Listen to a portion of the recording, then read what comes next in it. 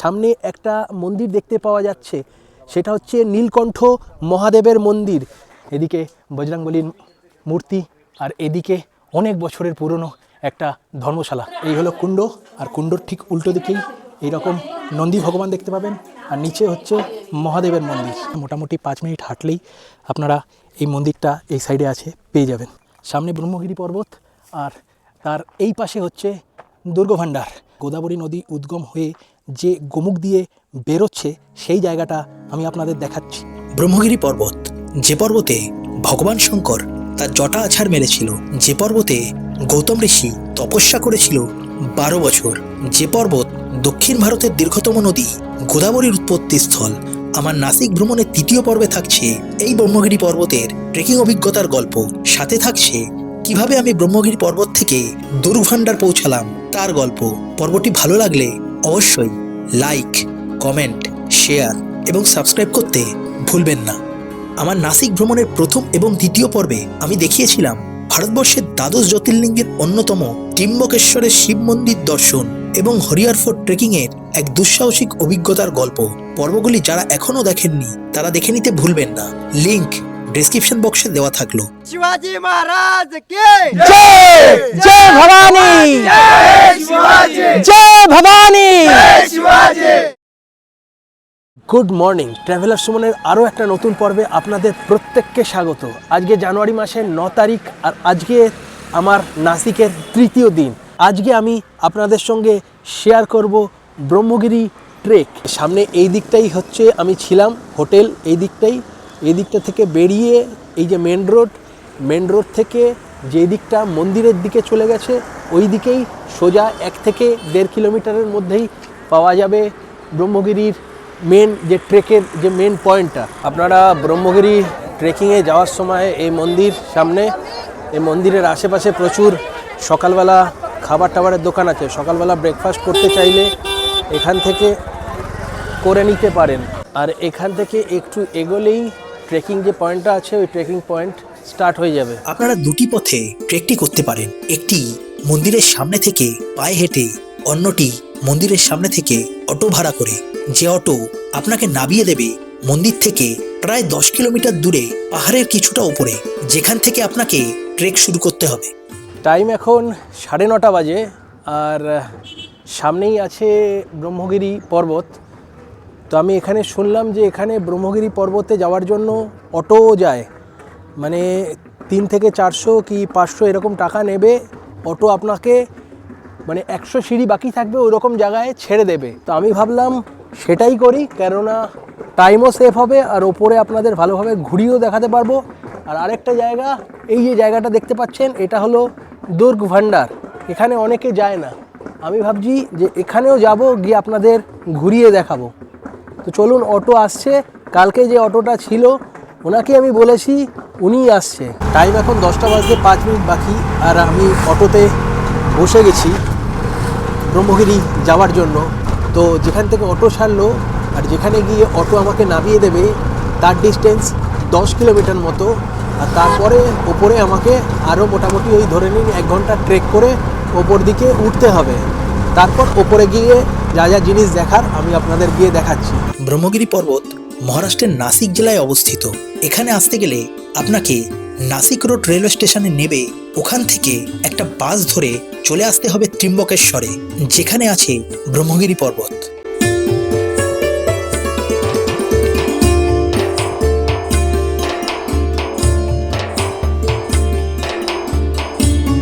আমি অটো দিয়ে যেতে যেতে একটা ভিউ পয়েন্টে এসে দাঁড়ালাম। দারুণ লাগছে এই ভিউ পয়েন্ট। আর এখান থেকে জানতে পারলাম আরেকটা জিনিস, সামনে একটা মন্দির দেখতে পাওয়া যাচ্ছে, সেটা হচ্ছে নীলকণ্ঠ মহাদেবের মন্দির। যে নীলকণ্ঠ মহাদেবের মন্দিরে প্রত্যেক 12 বছর পর পর যে নাসিকের যে কুম্ভমেলা হয় এখান থেকেই স্টার্ট হয়। দারুণ জায়গা, একবার ভিউটা দেখুন চারিদিকের, অসাধারণ লাগছে, অসাধারণ। এখন বাজে 10টা বেজে 10 মিনিট, আর আমি পৌঁছে গেলাম যেই জায়গায় আমাকে ছাড়বে, মানে যেখান থেকে আমাকে ট্রেকিং স্টার্ট করতে হবে। অটো আমাকে এখানে এসে ছেড়ে দিল, আর এখান থেকে আমি একজন গাইডকে ঠিক করে নিলাম। সেই গাইড আমাকে উপরে নিয়ে যাবে এবং পুরো সব কিছু ঘুরিয়ে দেখাবে। আমি ওই গাইডের নাম্বার আমি ডেসক্রিপশানে দিয়ে দেবো। এই হলো সেই গাইড, कहाँ घुमाएंगे आप मुझे? ये गोदावरी और शिवजटा मंदिर, दुर्गा भंडार, अच्छा, ये सब जगह घुमा के सब जगह घुमा के फिर नीचे छोड़ देना। लाके छोड़ेंगे। ঠিক আমি ট্রেকিং স্টার্ট করে দিয়েছি। এখানে পালকিও চলে, বললো যা যেতে 800 টাকা আর আসতে मंदिर लगते हैं 800 টাকা शिला का। নেয়। কিছুটা এগিয়ে আসতে আপনারা দেখতে পাবেন अनुपम शिला, अनुपम शिला शिला माता का मंदिर। माता का मंदिर, वो जो गोरखनाथ जी रहते उनका ये शिला है।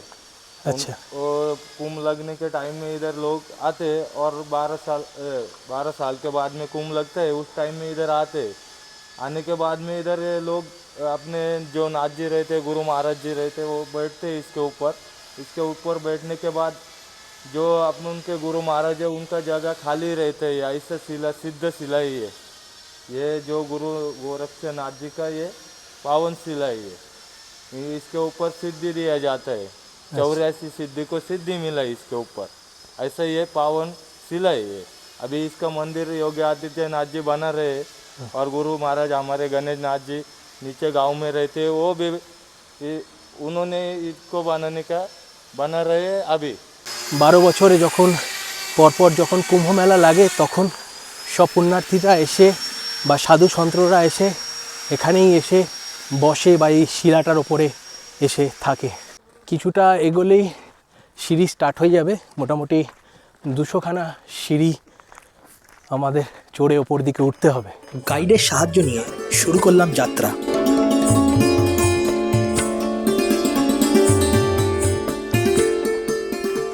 চলে এলাম আমি সিঁড়ি যেখান থেকে স্টার্ট হচ্ছে সেই স্টেপে। এখান থেকে যে সোজা রাস্তাটা চলে যাচ্ছে দেখছেন, এইটা হচ্ছে যে মন্দির, যে ত্রিম্বকেশ্বর মন্দির আছে ওইখান থেকে যে রাস্তাটা স্টার্ট হচ্ছে। আর আমি যেহেতু অটো করে এসেছি সেই কারণের জন্য এইটা দিয়ে বেরোলাম, এই সামনে সাইড দিয়ে বেরোলাম, বেরিয়ে এই রাস্তাটা দিয়ে আমাকে ওপর দিকে উঠতে হবে। এখান থেকে ওপর দিকে উঠে 200টা সিঁড়ি আছে, 200টা সিঁড়ি উপরে উঠে গোদাবরী মন্দির আছে ওইটা দেখে আবার নিচে নেমে এসে তারপরে যাব আমরা ব্রহ্মগিরি পর্বতের দিকে। আর এই গ্রামের নাম গঙ্গাদুয়ার।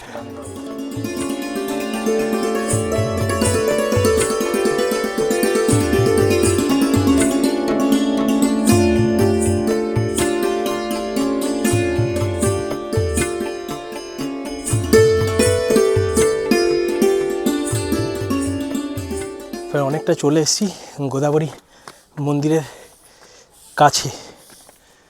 অসাধারণ প্রাকৃতিক পরিবেশ।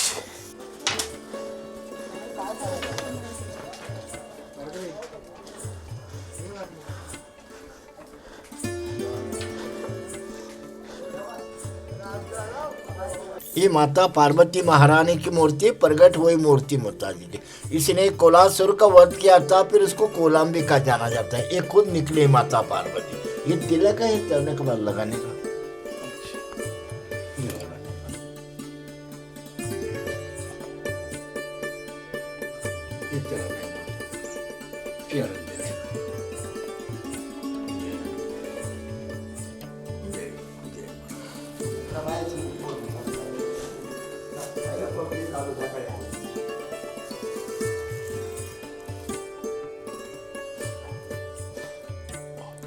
ये गौमुख है, गोदावरी नदी का द्वार है। ये माता गोदावरी जी, इस गंगा जी को लाने के लिए इस पहाड़ी के ऊपर ब्रह्मगिरी पर्वत है। एक गौतम ऋषि ने तपस्या किया। जब उन्होंने अपना गुवाहाटी का पतक दूर कर दिया तो उन्होंने देखा जग का उद्धार होगा, पृथ्वी के ऊपर पाप का नाश होगा, तो इस गंगा जी को जाना मांगता है। जब शंकर भगवान ने तांडव रूप करके जटे में से गंगा जी को छोड़ दिया तो पहले दफे यहाँ प्रगट होता है। ये दक्षिण भारत की गंगा है, खास नाम इसका गोदावरी। ये जैसे अपन लोग काशी को हरिद्वार कहते हैं, वैसे गंगा द्वार है। ये गोदावरी का बचपन है। ये नदी भरने के बाद पीछे कुंड में जमा होता है। पीछे कुंड में से पातल के अंदर से सीढ़ी में राम तीर्थ है, आज रास्ते में वहाँ पे दिखता है। फिर गांव में अपन नहाते कुशावर्त तीर्थ में, इसलिए 12 साल के बाद कुंभ लगता है त्र्यंबकेश्वर में। ये ज्योतिर्लिंग मंदिर के पीछे से नदी चालू होता है। जब 4 किलोमीटर आगे से बड़ा बनता है, जब नासिक पंचवटी में इसका त्रिवेणी संगम है, गोदावरी कच्छी पे आइला पंचवटी में। जब ये नदी महाराष्ट्र में जाता है, नांदेड़, पैटर्न, तेलंगाना, आंध्र प्रदेश, बंगाल के उपसागर में जाके खत्म होता है। वो भागीरथी गंगा है, गौतमी गंगा, ये गंगा बड़ी गोदावरी। उसका एक 1200 जनन है। পেছনে আমি পুজো দিয়ে বেরোলাম।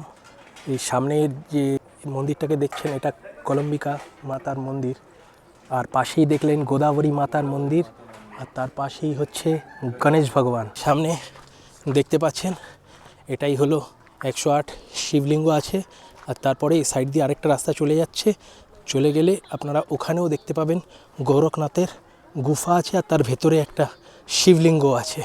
ওইটাতে আগে যাব, তার আগে এইটা একবার দর্শন করে আসি। হর হর মহাদেব, হর হর মহাদেব, হর হর মহাদেব। हे सर्व महादेवांची पिंडी आहेत त्यासोबत त्रिशूळ आणि शेषनाग आहे, ते महादेवांचा अवतार आहे आणि हे त्यांचं यज्ञ এই হলো करण्याचं গুফা, সামনেই গুফা আছে। আমি আর ভেতর দিকে ঢুকবো না। আর এই হলো গণেশ ভগবান এখানে, আর নন্দী ভগবান।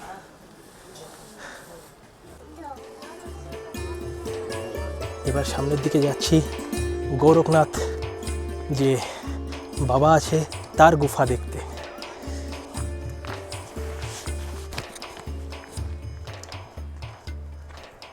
সামনে এই হলো গুফা, আর এই হলো ব্রহ্মগিরি পর্বত, আর এই রাস্তা।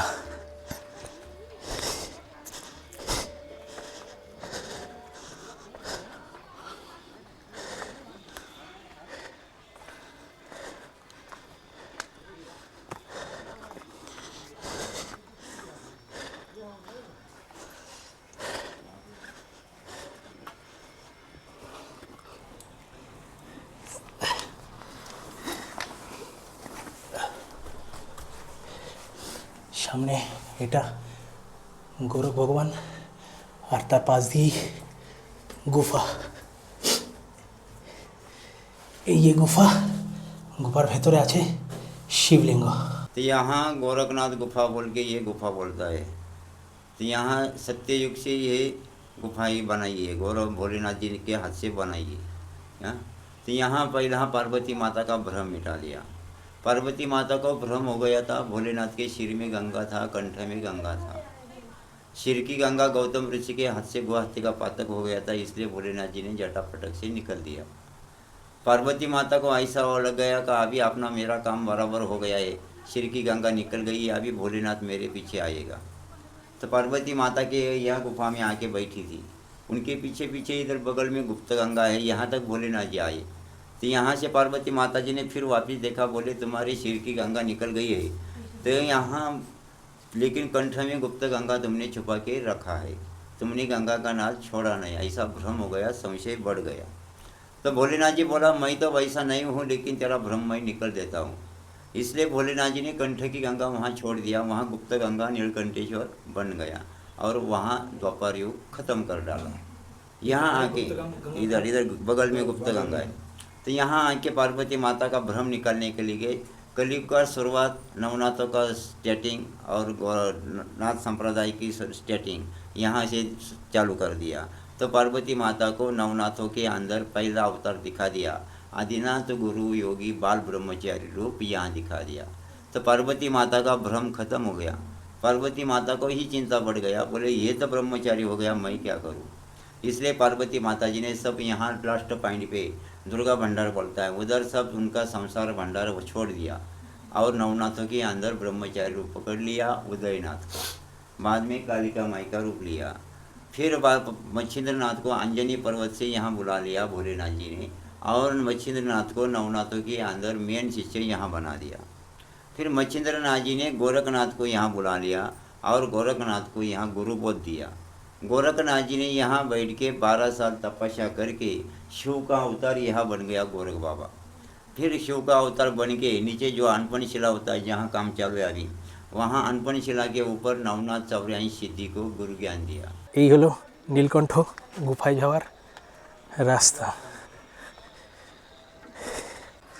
এটাই হচ্ছে শিবলিঙ্গ, আর এই নীলকণ্ঠ গুফা বলে এই জায়গাটায়। এই ছিল গুপ্ত গঙ্গা, মানে গুপ্ত গঙ্গা যেটাকে বলা হয়, যেটা একটু আগে দেখালাম। এরপর নিচের দিকে চলে যাব, নিচে গিয়ে একদম নিচে গিয়ে আবার ওপর দিকে উঠবো।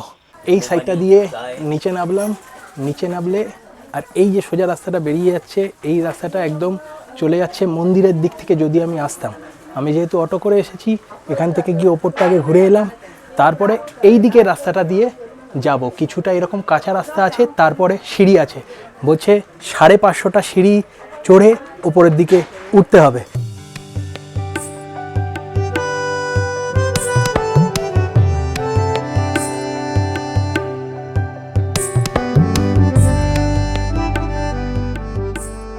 যারা হচ্ছে মন্দিরের দিক থেকে হেঁটে হেঁটে আসবেন, তারা এই রাস্তাটা দিয়ে এসে এই রকম ওপর দিকে যাবেন। আর যারা গাড়ি করে আসবেন, গাড়ি করে আসলে বেটার। এটা এই কারণের জন্যই কি ওপর থেকে আরও অনেক মন্দির টন্দির আছে যেগুলো আপনারা দেখতে পাবেন।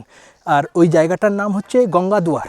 গঙ্গাদুয়ার থেকে যারা আসবেন, তারা আসবেন হচ্ছে এই জায়গাটা দিয়ে আসবে।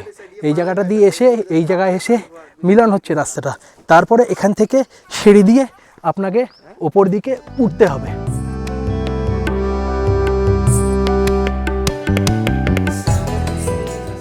কিছুটা এগিয়ে আসলে হাঁটতে হাঁটতে প্রথমে যে মন্দিরটা পড়বে সেটা হচ্ছে মুক্তা দেবী মাতার মন্দির। সামনে গিয়ে দেখাচ্ছি। এই হলো মুক্তা দেবী মাতা, একদম পাহাড়ে ওঠার শুরুতেই এই মন্দির।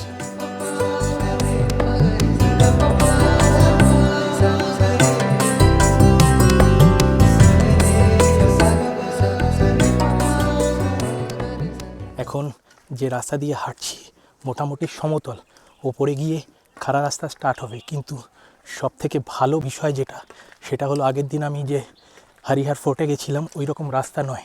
এখানে রাস্তাগুলোতে প্রপার স্টেপস করা আছে।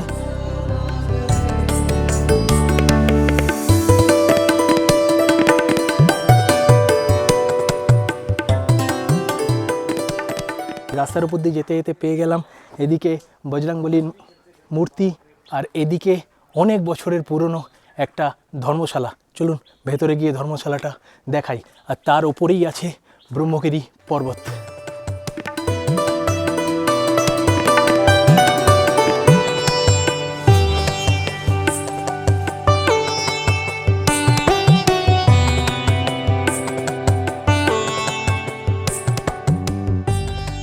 তো ব্রহ্মগিরি পর্বতে উঠতে উঠতে এইরকম একটা ধর্মশালাও আপনারা দেখতে পাবেন। অসাধারণ সুন্দর। রাস্তা দিয়ে যাওয়ার সময় অবশ্যই এই জায়গাটাকে একবার ভিজিট করে যাবেন, দারুণ লাগবে। আর এই ধর্মশালাটার পেছনেই আছে 600-700 বছরের পুরনো একটা পুষ্করণী। চলুন আমরা গিয়ে সেটাকেও দেখাই আপনাদের। এটা হচ্ছে ধর্মশালা, আর এই হচ্ছে রাস্তা দিয়ে নামবেন। নামলেই দেখতে পাবেন এই হলো পুষ্করণী। বাবা, এই দেখুন জল অনেকটা নিচে চলে গেছে, ভেতরে আমি যাব না, কিন্তু বর্ষাকালে জল পুরো এত দূর পর্যন্ত থাকে। আর এখানকার লোকাল লোকেরা বলছে যে এটা 600-700 বছরের পুরনো। ওপরেই আছে আপনার ব্রহ্মগিরি পর্বত, আর নিচেই আছে এত সুন্দর পুষ্করণী।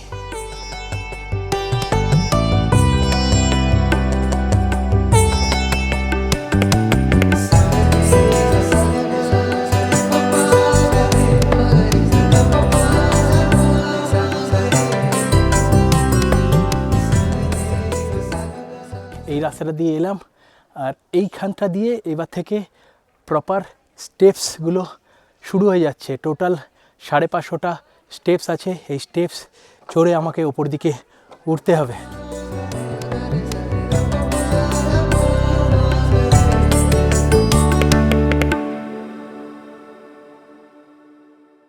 এই রকম প্রপার স্টেপস আছে, আর এই পাশ দিয়ে এরকম রেলিং আছে।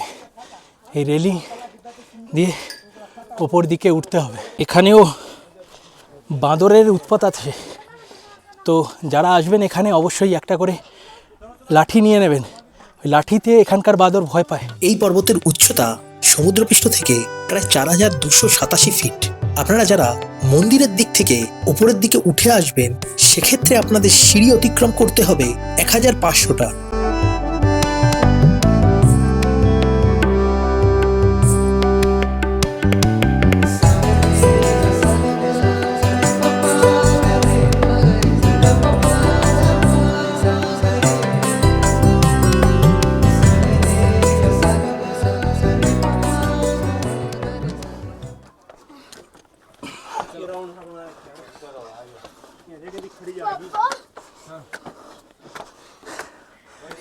এবার থেকে একটু স্টিফ ওপরে চড়তে হবে, অনেকটা খাড়াই। আর সামনে কিন্তু বাঁদর আছে, আমার কাছে ক্যামেরা আছে, তাই আমি ব্যাগ নিয়ে এসেছি। আপনাদের কাছে যাদের কাছে ক্যামেরা থাকবে না তারা কোনো কিছু ক্যারি করবেন না, নইলে সব ছিনিয়ে নিয়ে যেতে পারে।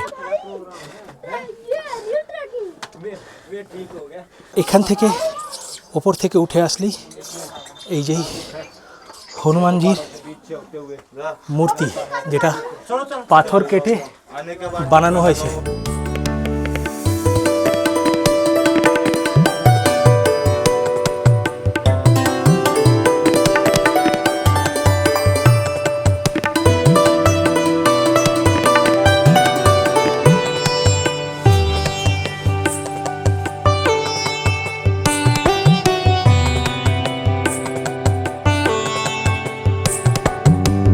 সিঁড়ি দিয়ে কিছুটা উপরে উঠলেই দেখতে পাওয়া যাবে এক সুবিশাল প্রবেশদ্বার।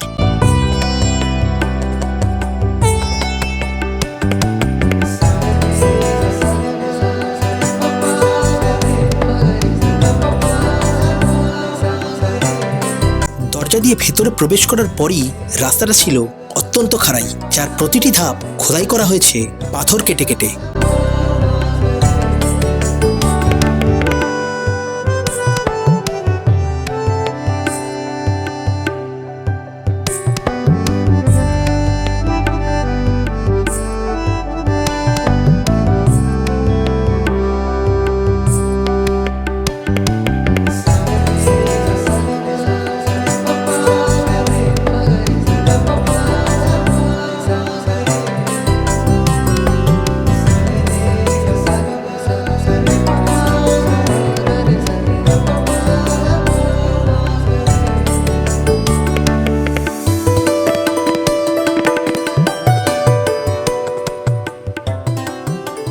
আমি এখন ব্রহ্মগিরি পর্বতের প্রথম যে সমতল ভূমিটা আছে সেইখানে পৌঁছে গেছি। এই রাস্তাটা দিয়ে আরেকটু ওপরে উঠলেই পেয়ে যাব সেই মন্দিরগুলো, আর তারপরে ওখান থেকে আমরা যাব এই রাস্তাটা দিয়ে যাব দুর্গ ভান্ডারের দিকে। অসম্ভব সুন্দর লাগছে এই জায়গা। আপনারা কেউ যদি না আসেন তাহলে বুঝতেই পারবেন না। সামনে এই দিকটা ত্রিম্বক শহরটাকে পুরো দেখা যাচ্ছে। এবার সামনের দিকে এইটা দিয়ে একটু যাব, প্রায় 10 মিনিটের মতো হাঁটলেই একটু খাড়াই আসে, একদম টপটায় পৌঁছে যাব। সাতবাহন আমলে মহারাষ্ট্র থেকে গুজরাট পর্যন্ত বাণিজ্য পথ ত্রিম্বক পর্বতমালার মধ্যে দিয়ে গিয়েছিল, তাই এই পথ রক্ষা করার জন্য ব্রহ্মগিরি দুর্গ তৈরি করা হয়েছিল।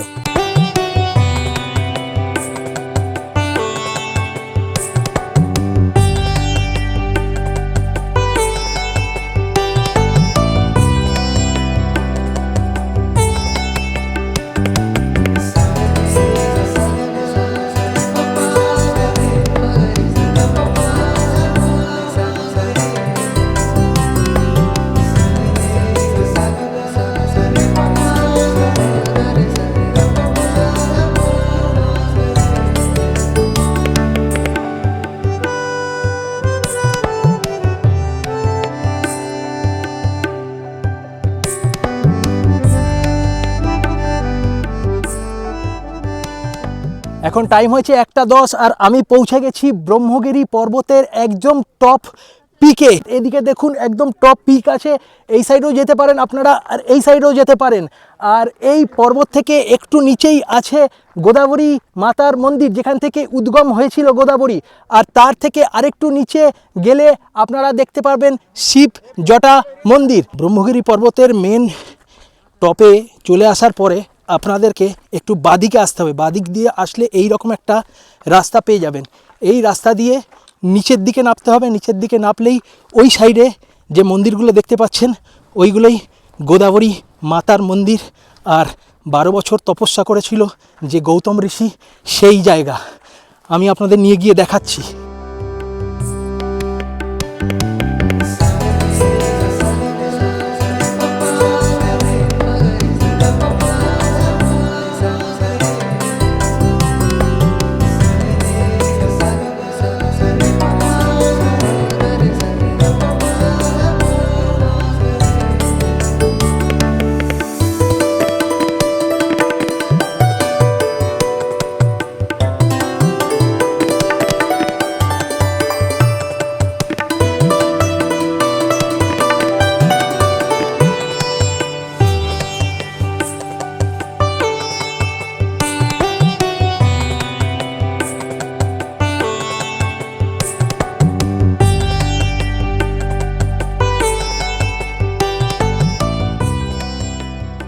চলে এসেছি প্রায় মন্দিরের সামনে।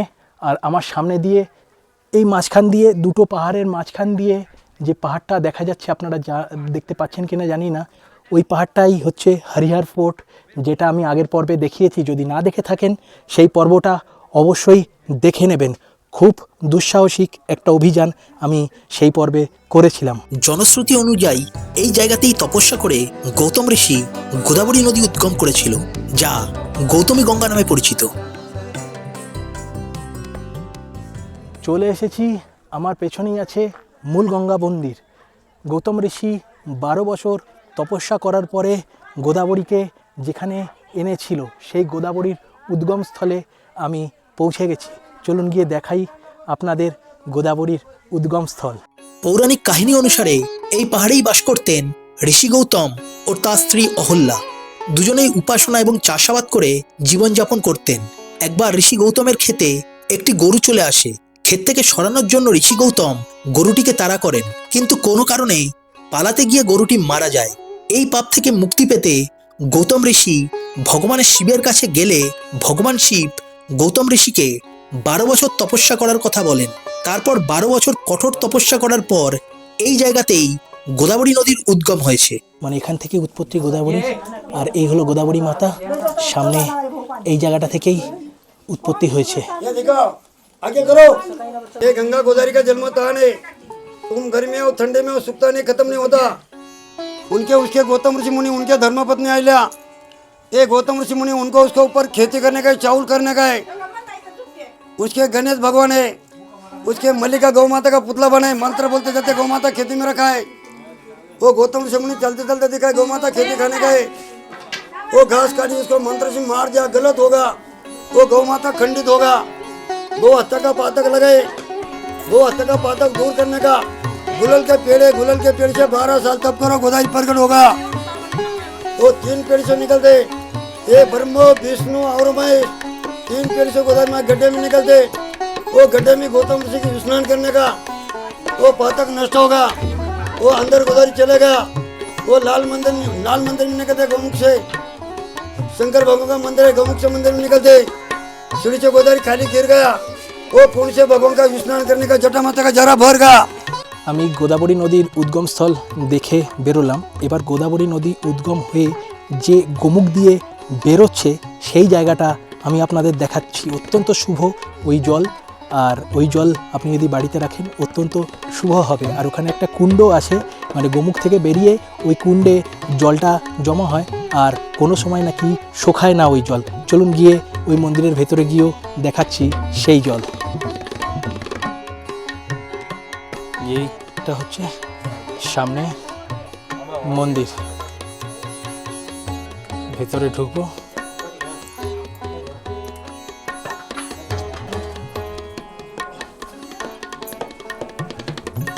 মূল গঙ্গা মন্দির থেকে উদ্গমের পর গোদাবরী নদী সব থেকে প্রথমে ব্রহ্মগিরি মন্দিরের ভেতরে গোমুখ থেকে বেরোয়।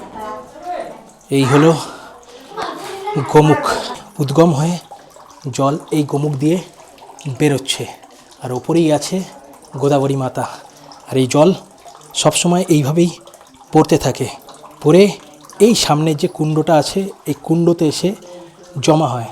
কথিত আছে এই কুণ্ডের জল নাকি কোনো দিন শুকায় না, এরকমই অবস্থায় থাকে।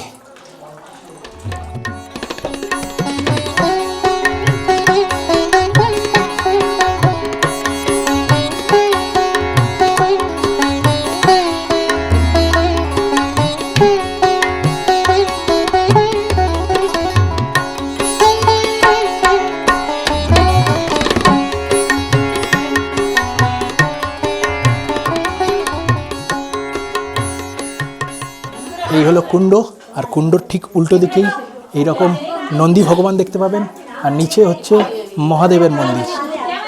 দেখাচ্ছি সামনে গিয়ে। এই হলো মহাদেবের মন্দির।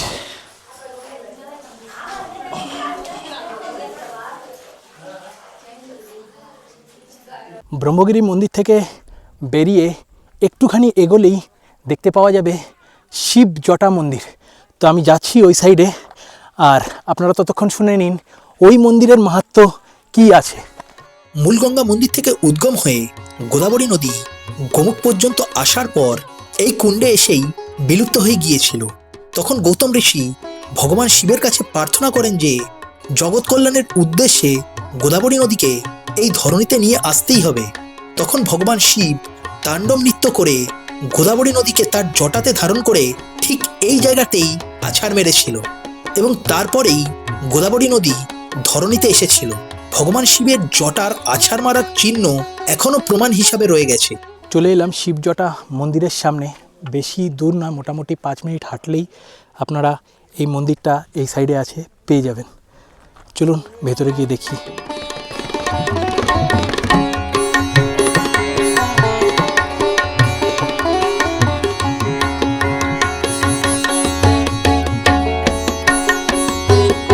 আপনারা পাথরের ওপরে যে চিহ্নগুলো দেখছেন এইগুলি হচ্ছে শিবজির জটার চিহ্ন।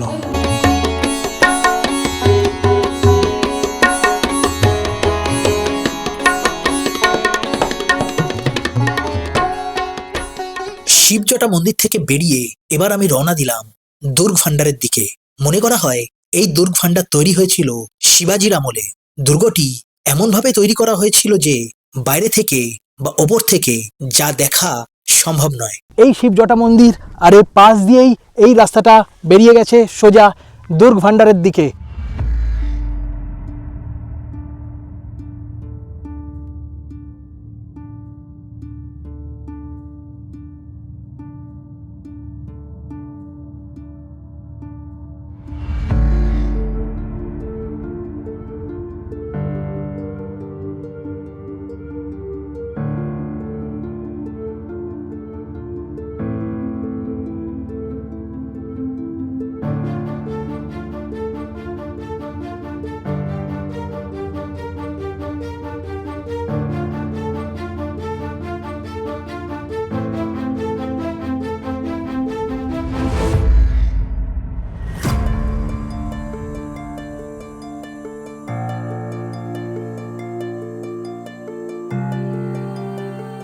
আপনারা যারা আসবেন অবশ্যই একটু সতর্কতা অবলম্বন করে আসবেন, কেননা পাশে পুরো খাই আর একটা সরু রাস্তার মধ্যে দিয়ে এগিয়ে যেতে হচ্ছে।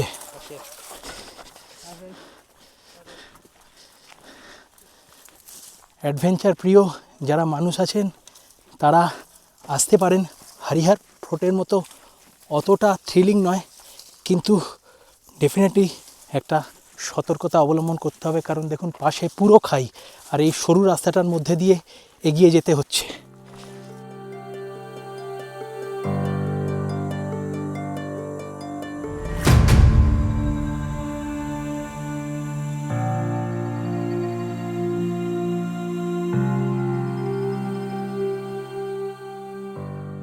আমি একদম ফোর্টের সামনে চলে এসেছি।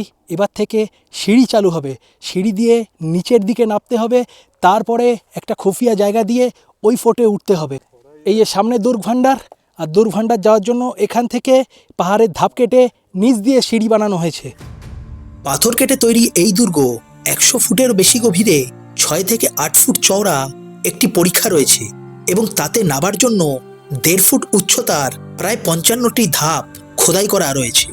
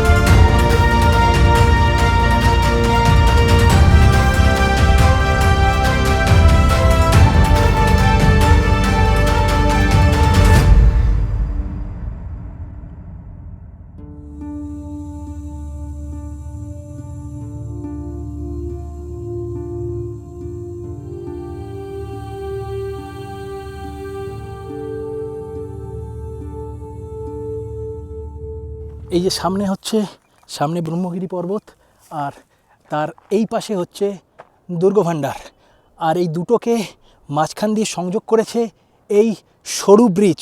অত্যাধিক মানে 3 থেকে 4 ফুট চওড়া হবে এই ব্রিজ। খুব সতর্কভাবে সামনের দিকে এগিয়ে যেতে হবে, তারপর আবার নিচের দিকে গিয়ে ওপরে উঠতে হবে। ব্রহ্মগিরি পর্বত এবং দুর্গভান্ডারকে সংযোগ করে একটি প্রাকৃতিক প্রাচীর। প্রাচীরটি প্রায় 350 ফুট লম্বা এবং 4 থেকে 10 ফুট চওড়া। প্রাচীরের উভয় পাশেই 500 ফুটের সোজা একটি প্রান্ত রয়েছে।